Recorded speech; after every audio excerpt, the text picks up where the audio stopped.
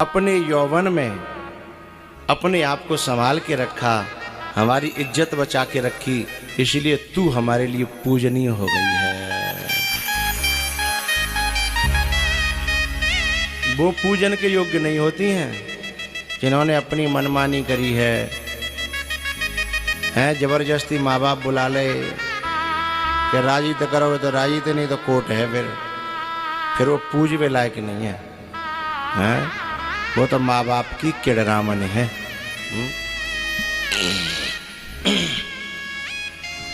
सीता जी ने कहा, अच्छा एक बात और, बच्ची ये कहती है कि जब माँ बाप मेरे सुख को नहीं देख रहे हैं तो मैं माँ बाप के सुख को कैसे देखूं? कोई कोई बच्ची ऐसे कहती है। अरे माँ बाप तेरे ही सुख के लिए मर रहे हैं,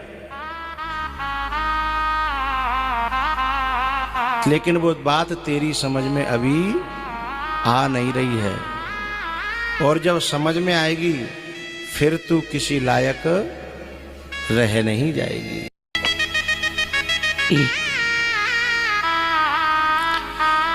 ऐसी नारी जो माँ बाप के साथ धोखा करती है ना, ऐसी लड़की, ऐसी बच्ची, उसी के लिए तो कहा रो रब नरक कलप सत परई। 100 शतमाने 100 कल्प तक उसे नरक में रहना।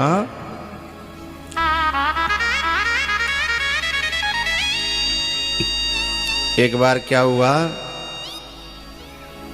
एक नदी में लोहे को टुकड़ा डालो, डूब गयो। एक लकड़ी को डालो, वो नहीं डूबियो। किसी ने कहा अरे पानी तू बड़ी दुभांत करता है, लकड़ी नहीं डुबाई, लोहा डुबा दिया। पानी ने एक बड़ी प्यारी बात कही, बोले जी लकड़ी है ना, जी मेरी सींची भैया है, ये लकड़ी मेरी सींची भैया है, और मैं अपने सींचे भाई को कैसे डुबा सकता हूँ? तो ये औलाद अपनी सींची भैया है, माँ बाप कैसे डुबा सकते हैं? और ऐसे माँ बाप में भी जिस औलाद की दोष दृष्टि हो जाती है ना, कि मेरा बाप मेरे साथ न्याय नहीं कर रहा, मेरी माँ मेरे साथ न्याय नहीं कर रही, अरे तेरी बुद्धि विपरीत है गई है। अपनों सींचों जान के जब जल काठ को नहीं डुबाता है तो माँ बेटी को कैसे डुबा देगी, बाप बेटी को कैसे डुबा देगा? ये राक्षसी बुद्धि है।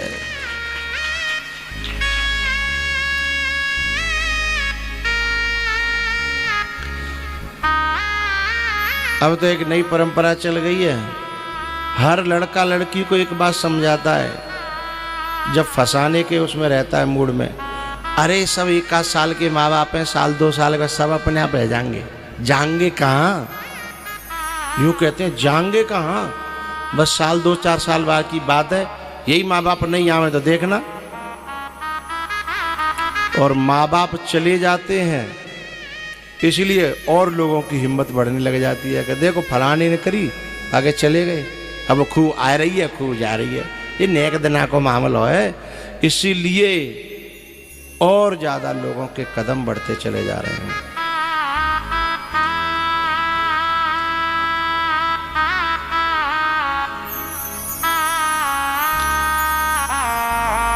एक लड़की ऐसे ही एक लड़के को उसमें फंस गई, कागज में कोर्ट में जाके शादी भी कर ली, लेकिन लड़के ने बाद में अपना रंग दिखाया, लेकिन अब क्या करे?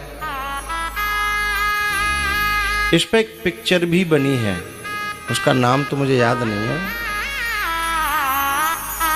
मुझे बहुत अच्छी लगी वो विदेश में जो है ना, परदेश में से लौट कर, और वो ओरिजिनल घटना है, उसके ऊपर बनी है वो। कोई जानता हो तो बताए। अच्छा अब लौट चलें।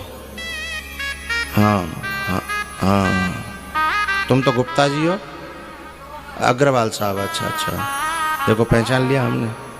हाँ चलो तो आओ लौट चलें। हाँ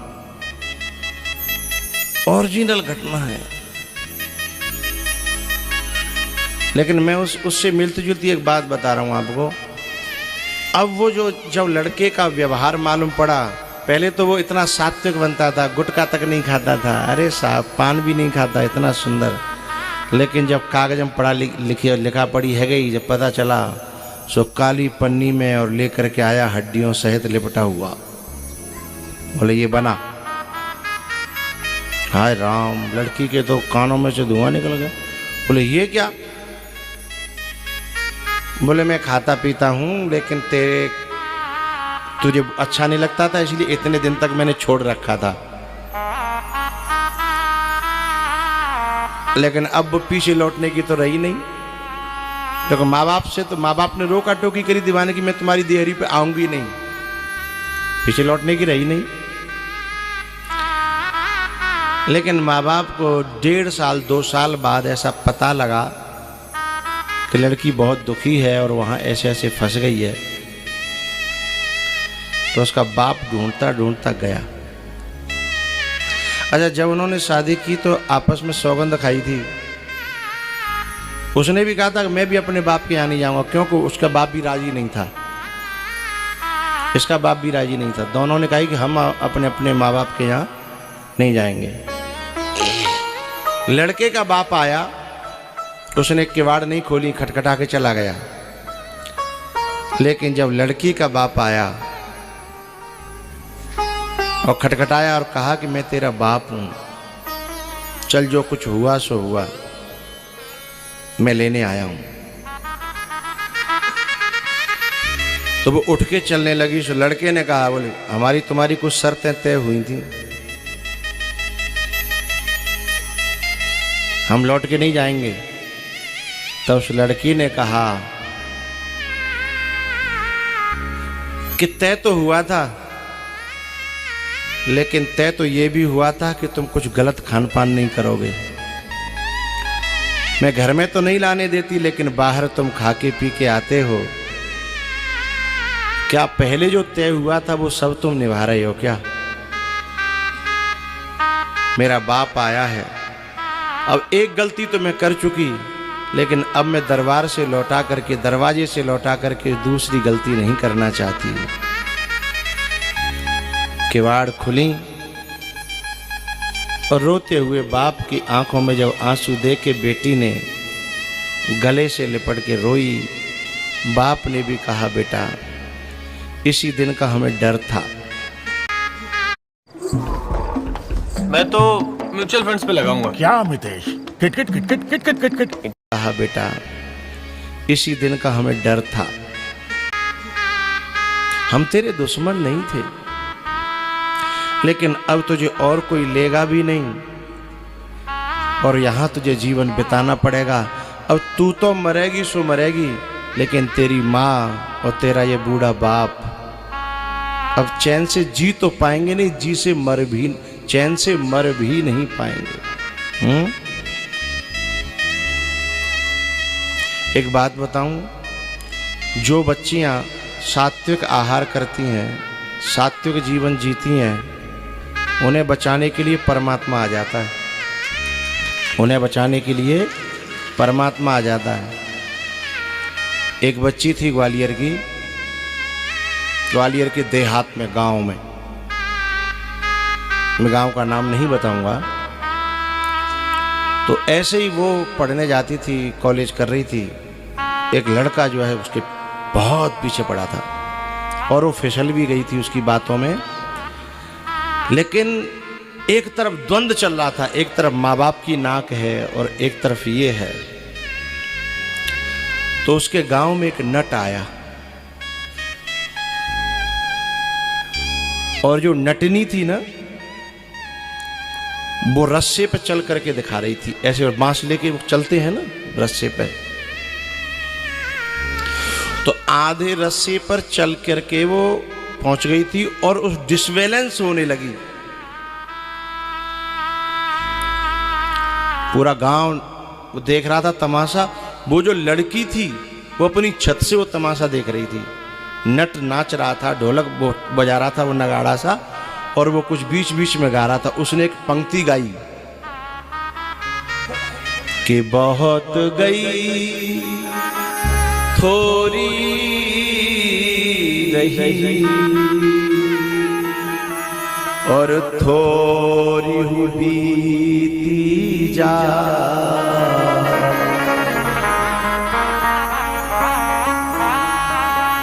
नट गा रहा है, नटनी से कह रहा है कि बहुत गई थोड़ी रही और थोड़ी हुई बीती जा।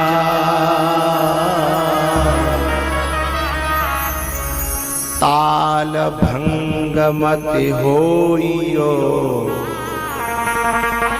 नहीं कुले दाग लग जा।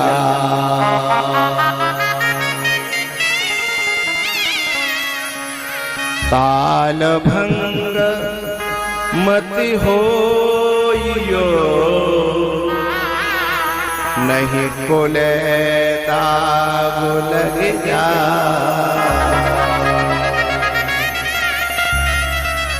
वो तो अपनी नटनी से कह रहा था, लेकिन छत पर जो बच्ची थी ना, अपने माँ बाप के रग को खूनों में बहते हुए जब उसने देखा, उसने कहा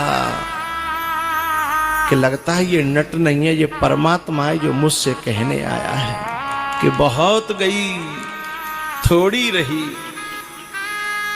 मैं 20 साल की हो गई हूं, शायद साल एक आध में, साल 6 महीना में, 2 साल में मेरे माँ बाप जरूर मेरी शादी कर देंगे, फिर मेरा पीछा अपने आप छूट जाएगा ऐसे लोगों से।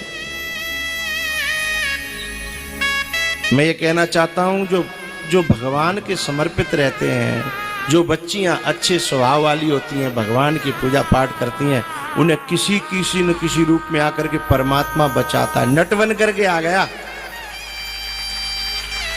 कि ताल भंग मत होइयो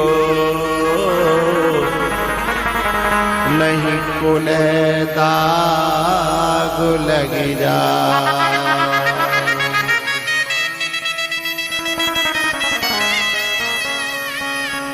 वो बच्ची छत से उतर करके आई और सीधे नट के पांव में गिर पड़ी। उसने कहा अरे अरे ये तुम क्या करो बेटा? बोले तुम नट नहीं हो, तुम साक्षात परमात्मा हो, मेरे गुरु हो। बोले क्यों, क्या हुआ? बोले अब मैं ये आपको नहीं बताऊंगी, मैं अपनी माँ को बताऊंगी, अपने बाप को बताऊंगी। उसके माँ बाप भी उस सभा में थे, उसे अंदर लेकर के गए और जाकर के पिता के गले से लिपट गई।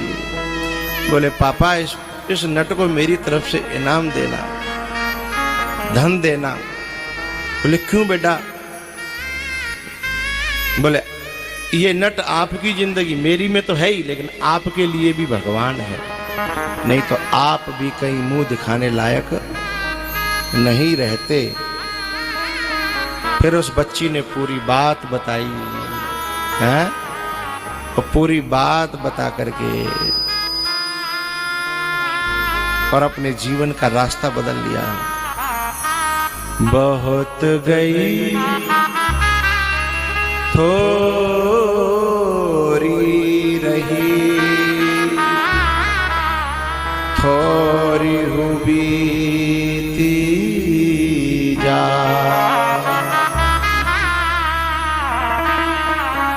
ताल भंग मत होइयो नहीं कुले दाग लग जा।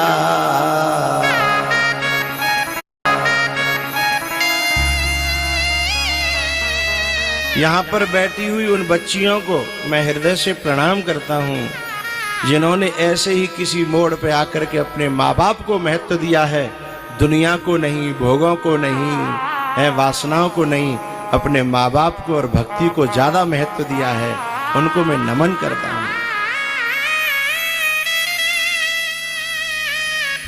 वो बच्ची प्रणम्य है, सराहनीय है। उनका तप, उनका ये तप है बहुत बड़ा। वही बात सीता जी ने कही, पिताजी मैं आपकी बेटी हूं, कभी शिकायत नहीं आएगी। बड़ी से बड़ी विपदा आ जाए हैंडल करूंगी, वहीं जीऊंगी वहीं मरूंगी, आप तक कोई शिकायत नहीं आएगी और खुश रहूंगी। ऐसा नहीं दुखी होकर के काटूं। तो सचमुच में सीता जी ने करके दिखाया।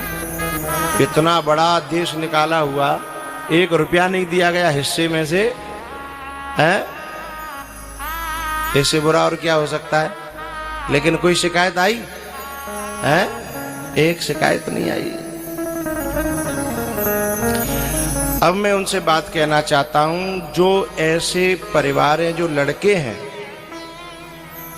जो अपनी मनसा पूर्ति के लिए किसी भी हद तक गुजरने को तैयार रहते हैं, उनसे मेरी प्रार्थना है, तुम अपने स्वार्थ को पूरा करने के लिए किसी खानदान को बर्बाद करने पर उतर रहे हो तो परमात्मा और धर्म सिद्धांत तुम्हें कभी क्षमा नहीं करेगा।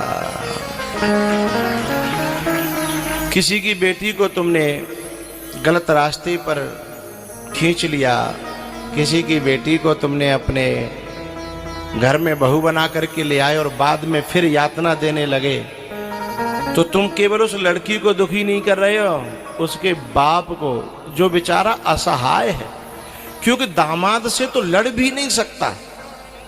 ऐसा पेचीदा रिश्ता है ये कि और कोई होए तो गर्दन तोड़ देगा वो, लेकिन मारे तो मरेगो और मरेगो तो मरेगो।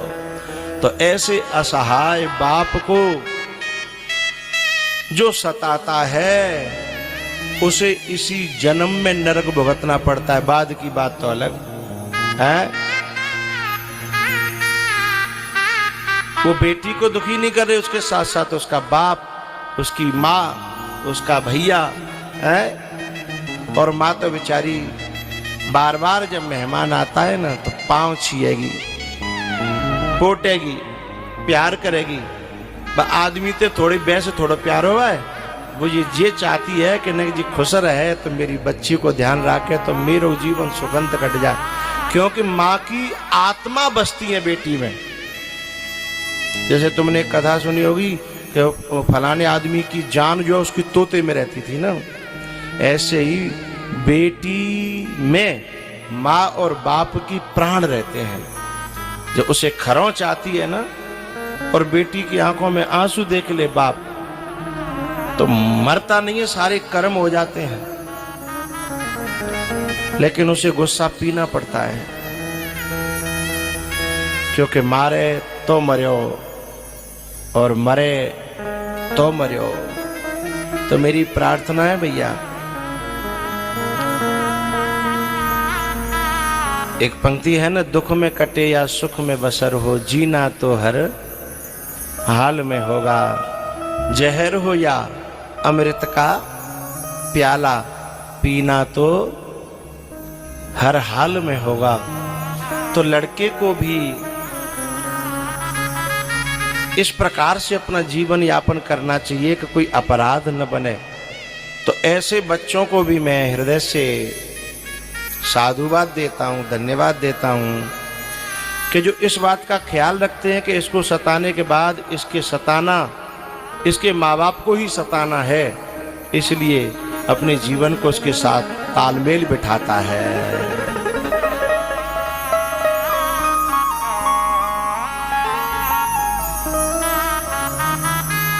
और एक बात और कहना चाहता हूं,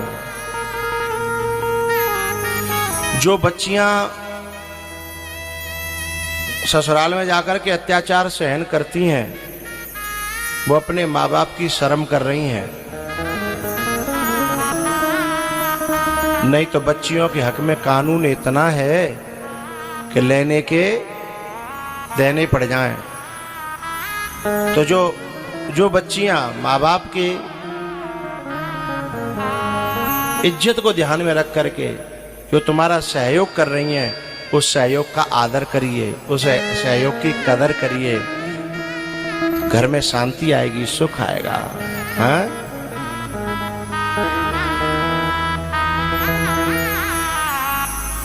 सीता जी ने कहा, पिताजी मैं आपकी बच्ची हूं, कभी आप तक शिकायत नहीं आएगी। और सीता जी की मैया ने तो पिय हिय की सिय जानन हारी, ये करके दिखाया केवट के घाट पे। यही तो कहा था सुनैना ने, क्या?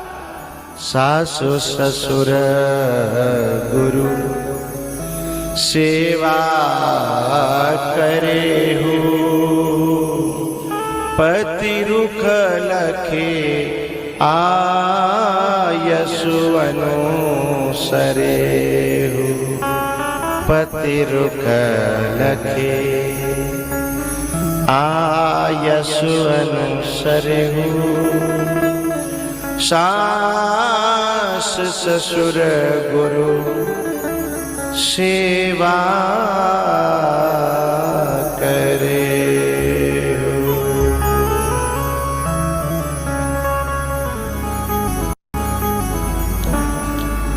सीता जी ने अपनी माँ से कहा, माँ ऐसा ही होगा। एक बात मुझे लास्ट में कहनी है, इसको ज्यादा ना फैलाऊं। एक बात लास्ट में कहनी है। वह बेटी प्रणाम करने के योग्य है। कौन सी बेटी? जिस बेटी की कभी भी माँ बाप को रखवाली नहीं करनी पड़ती, चिंता नहीं करनी पड़ती। वो खुद ही इन बातों को समझती, जानती, पूछती है और वैसा ही जीवन बना लेती है जो उसका माँ बाप चाहते हैं। जो उसके माँ बाप चाहते हैं वैसा ही जीवन ढाल लेती है अपना। वह बेटी सदा सुखी रहती है, सदा। और जो माँ बाप वो धन्य है जिन्हें कभी बेटी पर निगरानी करने की जरूरत न पड़ी हो, उन्हें जरूर अपनी बेटी के पांव को पूज करके कन्यादान करना चाहिए, आशीर्वाद लेना चाहिए।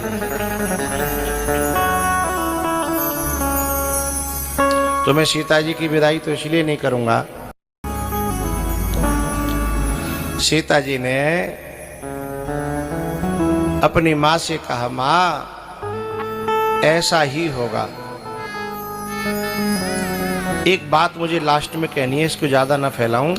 एक बात लास्ट में कहनी है। वह बेटी प्रणाम करने के योग्य है। कौन सी बेटी? जिस बेटी की कभी भी माँ बाप को रखवाली नहीं करनी पड़ती, चिंता नहीं करनी पड़ती। वो खुद ही इन बातों को समझती, जानती, पूछती है और वैसा ही जीवन बना लेती है